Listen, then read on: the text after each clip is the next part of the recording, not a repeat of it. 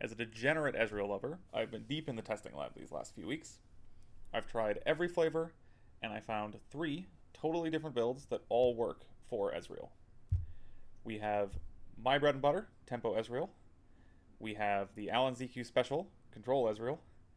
And we have a brand new deck to the scene, thanks to Unleashed, which is Combo Control Ezreal. Let's start with the deck nearest to my heart, which is Tempo Ezreal. As with the other decks in this video, you can find the deck list linked in the description below. And overall, if you're not familiar, this is just a very lean, low-to-the-ground deck where we're abusing the fact that casting 2 spells draws us cards, so we can essentially throw away cardboard by combining our spells and stay ahead. And we've got this flexible game plan where we either can play aggressive and end the game very quickly, forcing our opponent to play defense and spend resources doing defensive things, which is very hard in Riftbound, or we can pivot to a pure control plan and just use the fact that our legend draws cards to exhaust our opponent's resources that way. It's a very flexible and fun deck. I'd recommend that everyone who loves Riftbound give it a try and see if it's your cup of tea. But you're here to see what's changed in Unleashed, so let's talk about that. First off, the major additions to this deck that completely change how I play are Sprite Fountain and Starcrossed.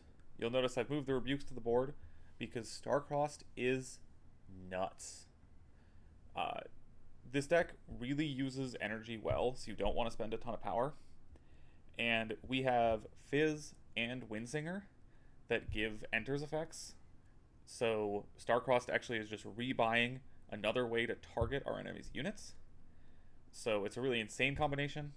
You've also got this, like, I can Fizz back my Starcrossed and bounce the Fizz and then play a different spell. So you can start to build up Starcrossed and just bounce your opponent's entire board over and over. If they try to put anything like a Forerunner in play, that is just not sticking against this deck. It does not do anything. I'm so happy when my opponent casts Forerunner with this build. And then the other change that actually pairs really well with Starcrossed is Sprite Fountain. Sprite Fountain replaces the sneaky deckhands in terms of a card that can generate us points quickly if we want to race our opponent. And it's really powerful there. But the combination of Sprite Fountain and Starcrossed means that we have these sprites we can bounce as essentially no cost to the Starcrossed card. You can even respond to the temporary trigger at the beginning phase and bounce a sprite that's about to die with a Starcrossed because it's reaction speed.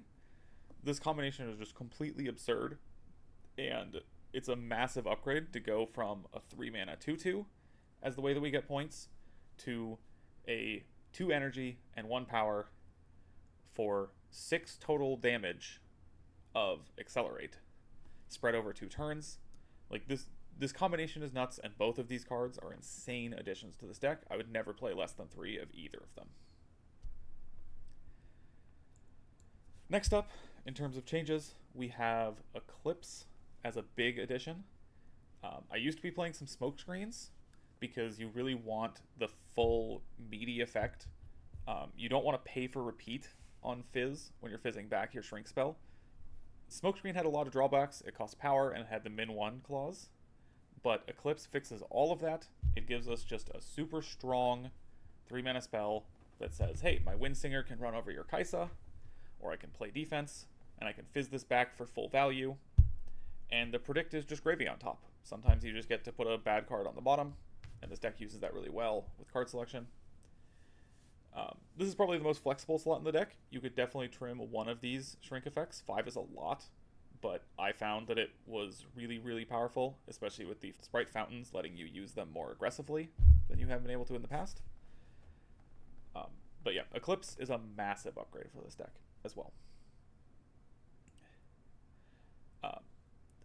Since we don't really know the meta, I'm not going to go too much into the sideboard, but a couple things I'll call out is that you probably notice this deck is a little weak to the new 4-mana Purple Vex.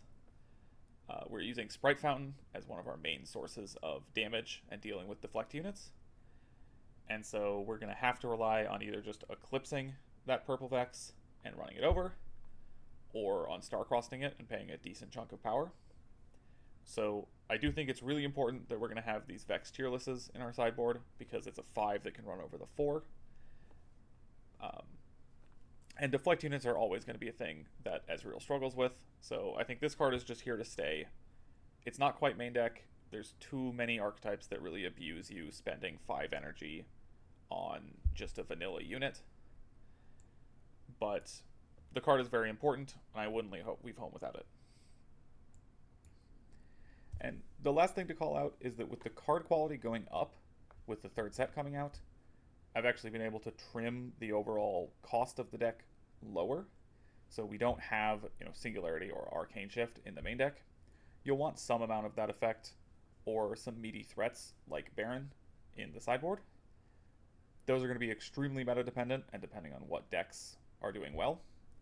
But just know you're going to want some ability to raise your curve in sideboard games against the grindier matchups. Next up, we have a very classic Ezreal control shell, like those championed by Alan ZQ.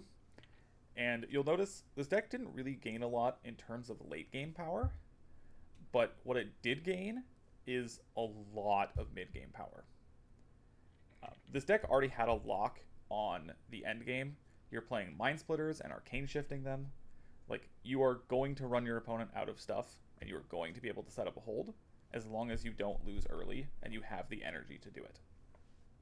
So, where this deck was lacking was you were playing cards like Smokescreen that cost power, just to make sure you could interact with the board cheaply. And you didn't have a lot of 4 or 5 mana plays that didn't cost power but impacted the board. So that's what we actually gained in Unleashed, and I think this deck did get a lot better. First off, Eclipse. I called it out before for Tempo Ezreal, but this card is just amazing in these Ezreal decks. Exactly what we want is just pay energy and no power for a strong shrink effect. It lets you pair your gusts with shrinking bigger units. It's a card you can fizz back to deal with bigger units a second time without paying for repeat or paying power. And overall, this card is just amazing. I expect it'll end up on a 3 of, but whether you play 2 or 3 is really a tuning decision that's going to change based on the meta and how much combat's happening. The next big change, like I said, is that this deck didn't really have a good plan for what it was doing on the second turn of the game. You don't want to spend power, because it's very important that you get to the late game with as much energy as possible. This deck can draw so many cards and just cast its entire hand over and over. And so spells that are impactful and let you build up toward that 10 or 12 ruined late game are very important for this deck. And so having this new 4 mana Purple Vex or Deadly Flourish are both really strong options I found for just giving you an impactful, meaty card to cast on that second turn, so that you can get to the third turn where you can start double spelling with, your Wages and your Eclipses. And then on the 4th and 5th turns, you can start jamming your Mind Splitters with all the gold you've generated. So these cards really play well to fill the mid game in a way that this deck really did have a hole before. So I think this deck gained a ton in the main deck as just like a solid control core. Then here, I don't have a sideboard for this deck because honestly, these control decks are extremely meta dependent, and what you play in the sideboard is going to depend on what does well. I don't expect Ezreal Control to be the best deck week 1 because no one knows what they're preparing for. But I will call out just a couple really important options that you can play in this deck to tune the main deck. The first one is Sprite Fountain, which goes hand in hand with Starcrossed if you want it instead of the Rebukes. Both of these cards are really, really powerful. They do cost power, so they're going to delay your late game a bit. But if the metagame is a really, really aggro metagame, like what we've been seeing, then Sprite Fountain saying, hey, I can just trade with your Rek'Sai and then untap and get a Sprite the next turn, so you're actually not motivated to go to battlefields. It costs you power, but it sets you up really, really well for playing defense and fighting that mid game, where this deck has struggled for me historically. Next up, we actually have really good options for 2 mana units, and I'm not sure what's best. This Archer is pretty innocuous at first, but it has an attacks trigger, which lets you choose your opponent's unit. That's very strong in this deck, especially if you end up on 3 Gusts, which I think is pretty likely in a lot of metagames. So whether you play Plundering Poro or Student or this Archer, time will tell. But all of them are really, really strong and play differently in different matchups. So it's a really nice slot that you can tune now, as opposed to being priced into just Student and Plundering Poro. And then last up, you'll see I don't have any spells answers, Abandon or Hard Bargain, but they are very good, and it's going to depend, again, on the metagame of whether it's fast enough that you need the Hard Bargains to compete, or whether you can get away with this, purely reactive kind of spells on my own turn control deck. And last, but absolutely not least, we have a completely new deck from Unleashed, which abuses the card Heedless Resurrection to have just the most absurd late game that I have ever played against in a Riftbound deck. Now, that also means that this is by far the hardest deck I have ever played.